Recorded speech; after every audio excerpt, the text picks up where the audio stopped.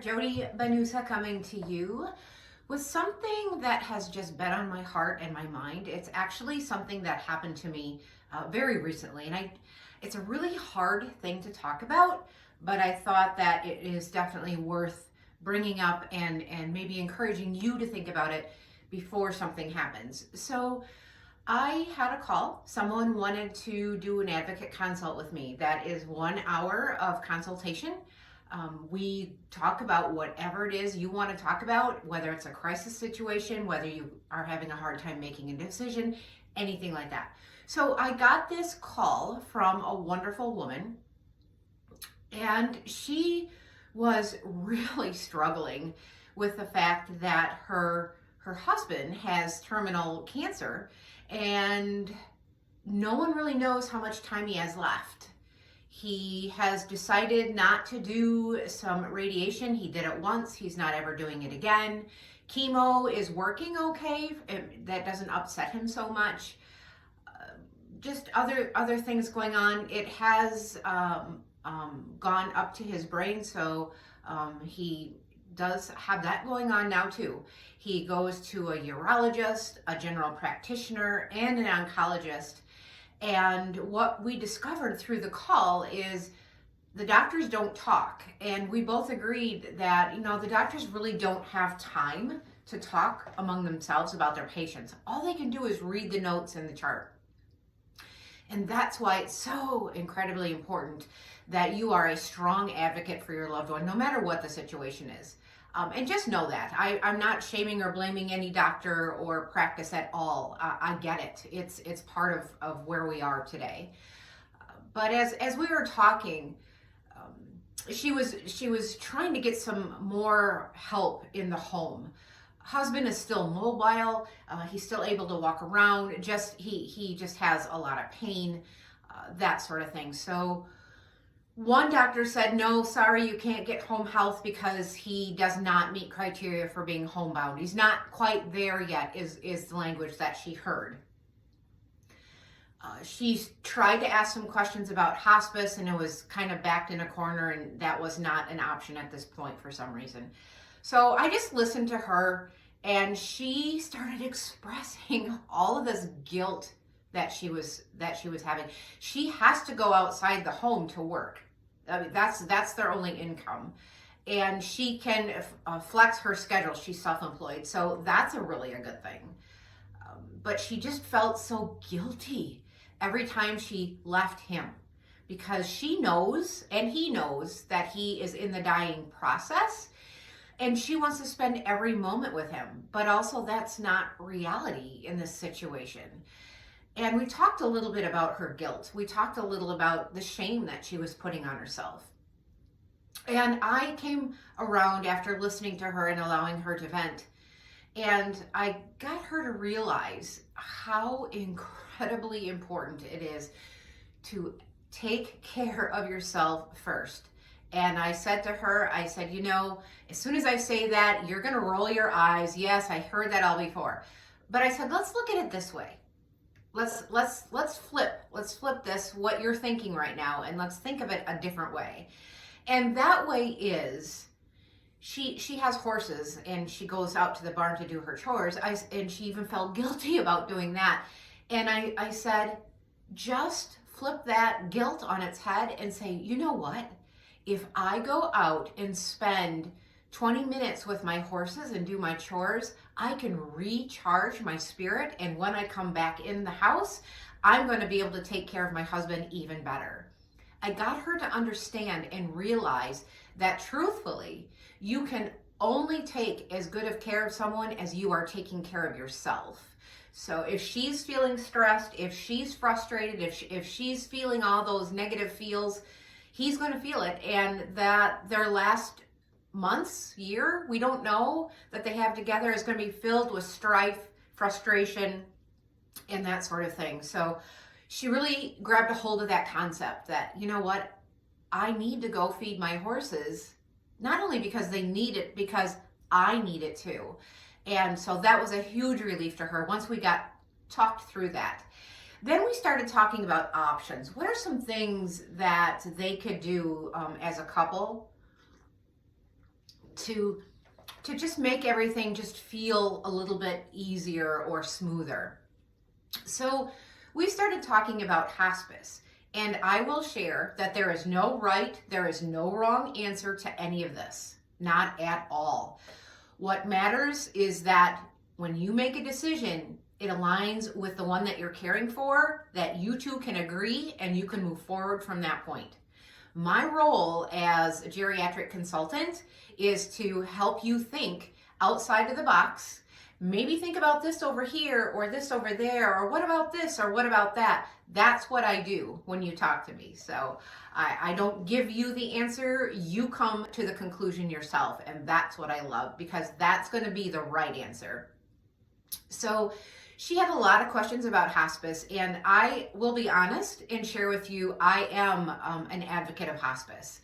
I honestly feel, it's my opinion, that most people wait way too long to get hospice involved when there is a terminal situation.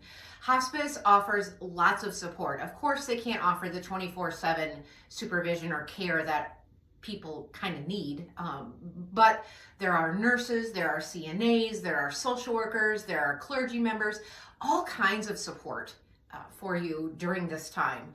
And take advantage of that. It's a whole nother world. Hospice, what I told her, and I honestly believe this, and you can comment and let me know whether or not you agree, or if maybe you never thought of this before. A lot of people think in their mind that hospice is for the very last days and, it's all about dying. Well, I'm gonna differ with that just a little bit. My belief is that hospice is about living. It's not about curing, but it is about living your best life as comfortably as possible. So we talked a lot about that. And a lot of people don't realize that once you get on hospice, depending on the agency and depending their philosophy, if you get a UTI or pneumonia, some hospice agencies say, no, we're really not going to treat that because that is treating something and curing you. On the other hand, there are those agencies that are a little bit looser in their philosophy and understanding of what is allowable. And that is, if that UTI is causing all that pain down in your lower abdomen because of the cancer that you have, then let's treat that to get rid of the pain that you're having. So really got her to think about all of that. And we must have talked. We talked for a good hour. She used her time wisely. And I answered all of her questions. She then flipped and said, but Jody, I can't seem to get any help finding a hospice agency. I said, you shouldn't have to find a hospice agency. Your doctor, their social worker, they should be able to help you do that. I guess that's another reason why I'm here, because apparently in some parts of the country, social work is not available in a clinic kind of a setting, and the clients are really left on their own to try to figure this out. And how do you do that? That's where my expertise comes in. So I talked to her and I said, I do know your general area. I've worked there before. And I said, talk to the doctor that you trust most and say, I want a referral to hospice. And then let's let hospice decide whether or not your husband is appropriate, instead of the doctor just coming straight out saying, no, he's not appropriate. Let's just play out the process. Let's see what they say. So we chatted about that for a while. And then we came around, because she did ask a question right in the beginning. What about home health? Can we get home health? And remember, if we go back, her doctor said, no, he's not homebound. So we talked about that a little bit, and I helped her understand why he said what he said. I explained, and some of you are going to get this right away, and some are going to say, Jody, I don't know what language you're speaking, but that's okay. Ask the questions in the comments. So to be homebound, it needs to be very difficult for you to go out to your medical appointments, to church if you go to church, or to get your hair cut, or to the store if you need to do that. It's a very difficult situation because of your illness.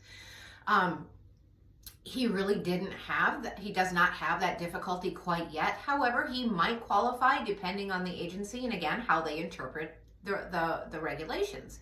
So that's why you always gotta try. Just try.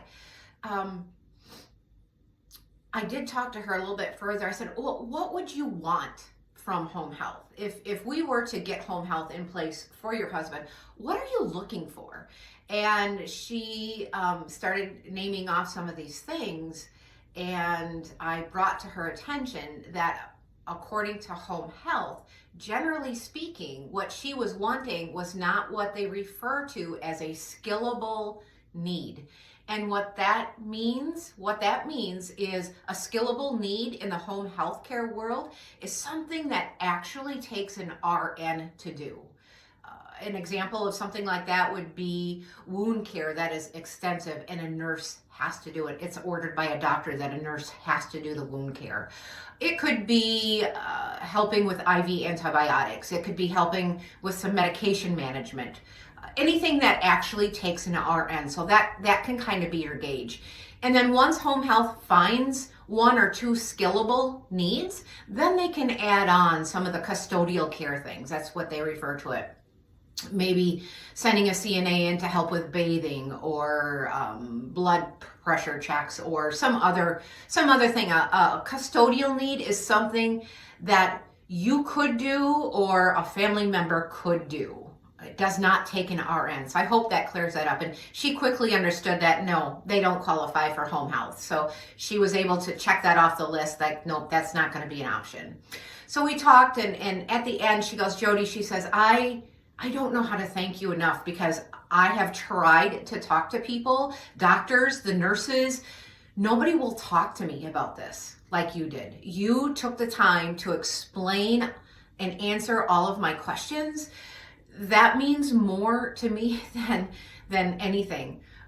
And what I did, where we circled back and came back to is, I need you and your husband to come up with some care plan goals. What are your goals? Once you understand your goals for care, then you can determine what avenue you're going to take and how you're going to help your situation. I said, without goals, we don't know what we're talking about. So I need the two of you to talk, and it's going to be hard. I'm not going to lie. It's not easy. Not a pleasant conversation by any means.